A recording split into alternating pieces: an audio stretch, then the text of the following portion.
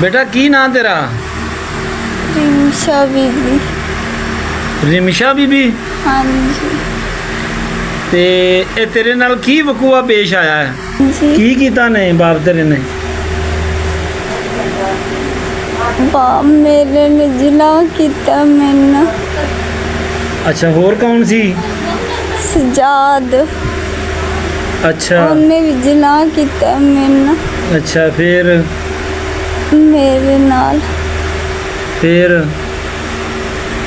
उस तो बाद मैंने उम्र ठहर गया। अच्छा गलत बयान ने दे के दाखिल करवाया। मैंने पछताओ दी, धमकियां देंदे सन, कादियां?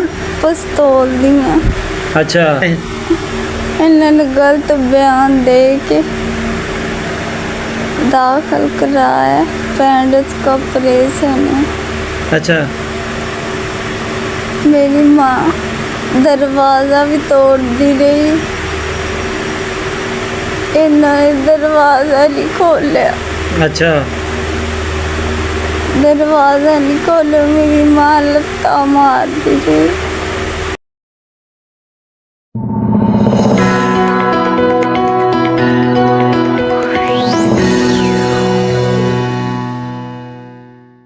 अस्सलाम वालेकुम नाज़रीन, मेरा सवाल प्रोग्राम के साथ मैं हूं शफीक कादरी।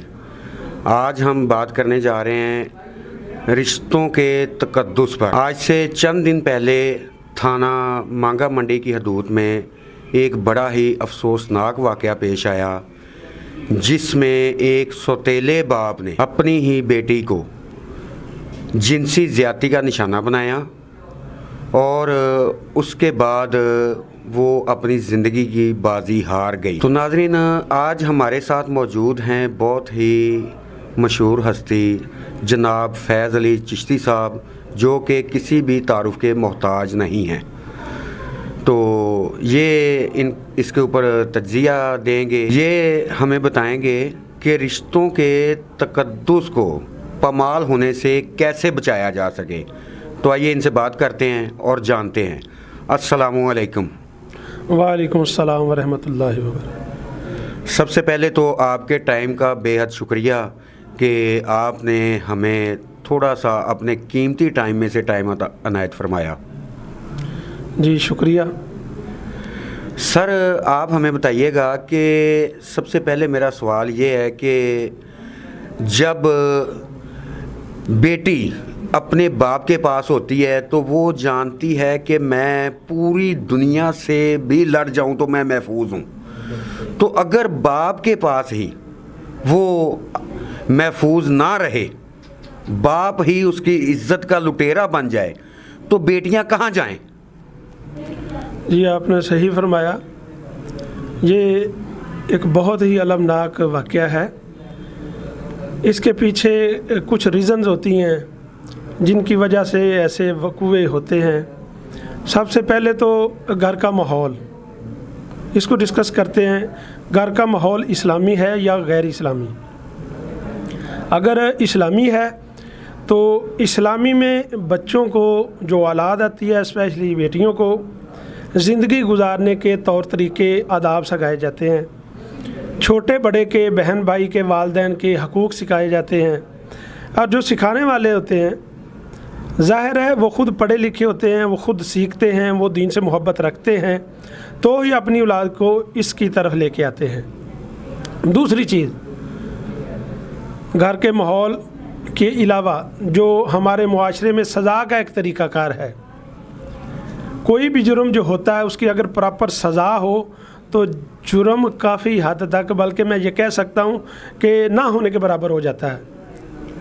मसलन इस तरह का वक़ूआ अगर होता है तो इसकी सज़ा जो हमारे इस्लाम ने रखी है वो पब्लिकली उसको सज़ा दी जाए, लोगों के सामने उसको हैंग करके उसको मारा जाए पत्थरों से और संगसार किया जाए।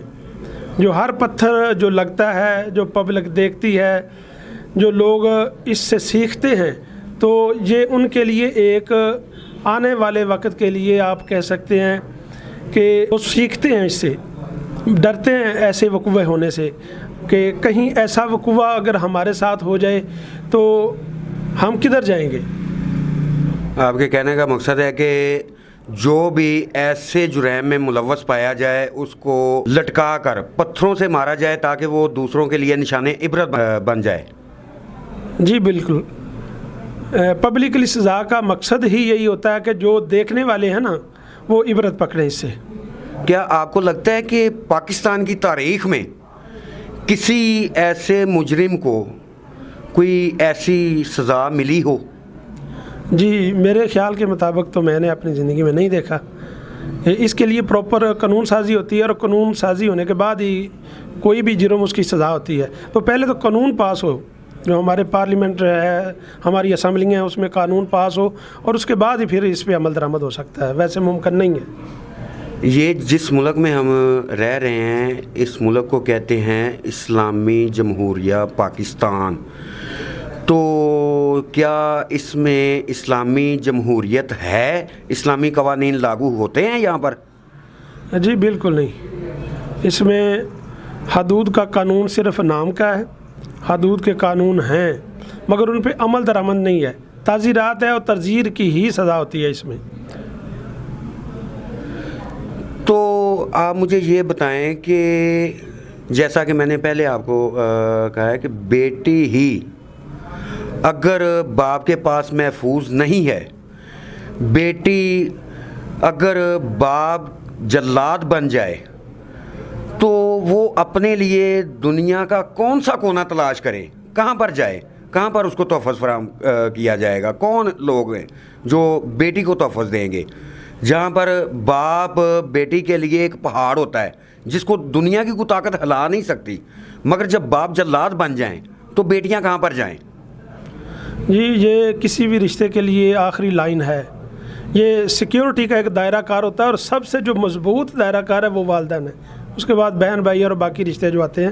تو آپ نے صحیح کہا ہے, اگر اتنا مضبوط ترین رشتہ ہی ایسے ظلم پہ آ جائے تو میرے خیال میں کائنات پہ کوئی ایسا کونا نہیں ہے جہاں پہ بیٹیوں کو تحفظ دیا جا سکے. تو اس کے لیے پراپر میں نے کہا آپ کو قانون سازی بھی ہو اور ہمارا ماحول بھی دینی ہو. یہاں پہ حقوق جو ہمارے ہیں ان کا پتہ ہونا چاہیے, تعلیم ہونی چاہیے, تقدس کا پتہ ہونا چاہیے. یہ ساری چیزیں اگر تعلیم ہو, حیا ہو, تو پھر یہ ساری چیزیں پیدا ہوتی ہیں. جی شکریہ جناب, آپ نے جو ہے نا بہت ہی اچھی اس کے اوپر جو ہے نا وضاحت دی. تو امید کرتا ہوں کہ ناظرین کو پسند آئی ہوگی. سب سے پہلے ان کا کہنا یہ ہے کہ اپنے گھر کی جو زندگی ہے اس کو اسلام کی طرز پر گزارنے کی کوشش کرو. جب آپ اسلام کی طرز پر اپنے گھر کا ماحول, اپنے گھر کی زندگی گزار رہے ہیں تو یہ واقعات بہت زیادہ کم ہو جائیں گے. ایسا ہی ہے؟ جی بالکل, انشاءاللہ ختم ہو جائیں گے. یہ ہوں گے نہیں. جہاں پہ شعور نہیں ہے, تعلیم نہیں ہے, گھر کا ماحول نہیں ہے. تو آج کل جو سوشل میڈیا کا جو ہر بچے کے سامنے موبائل ہے, اس کے پاس موبائل ہے اور جو وہ مرضی سرچ کر سکتا ہے, تو پھر ایسی چیزیں معاشرے میں جنم لیتی ہیں. تو میرے خیال میں گھر میں چیک بیلنس بھی ہونا چاہیے والدین کا اپنے بچوں پہ. تو اگر یہ ساری چیزیں ہوں تو میرے خیال میں اسلامی ماحول ہی ہمارا ایسا ہے جو کہ ساری چیزوں, جو برائیوں کو ختم کر سکتا ہے. اچھا, چیک اینڈ بیلنس جو ہے نا وہ کیسے رکھا جا سکتا ہے؟ آپ اپنے گھر کا ماحول بنائیں. کچھ نظم و ضبط ہوتے ہیں, طریقہ کار ہوتا ہے لائف گزارنے کا, تو وہ پابندی کے ساتھ اپنے بچوں میں رائج کریں. ان کو ایسے تعلیم بھی دیں اور ان پہ وہ معاملات جو آپ ایک ریڈ لائن ہونی چاہیے وہ ان کو منع بھی کرنا چاہیے. بھی ایسی ایسی چیزیں جو ہیں ان سے آپ منع رہیں, پرہیز کریں ایسی چیزوں سے. بالکل جی, اسلام نے اپنی حدیں جو ہے نا وہ بتا رکھی ہیں. تو میں یہ چاہتا ہوں کہ ہر گھر میں یہ پتہ ہونا چاہیے کہ اسلام کی طرز پر زندگی گزارنے کے لیے کن کن چیزوں کا, کن کن اعمال کا ہونا ضروری ہے. تو امید کرتا ہوں کہ آج کے ہمارے جو ویور ہیں، دیکھنے والے ہیں، ان کو ہمارا یہ پروگرام پسند آیا ہوگا، اور اپنی رائے کا اظہار جو ہے نا آپ کمنٹ سیکشن میں ہمیں دے سکتے ہیں۔ تو اسی کے ساتھ ہی ہمیں دیجیے اجازت۔ اللہ حافظ۔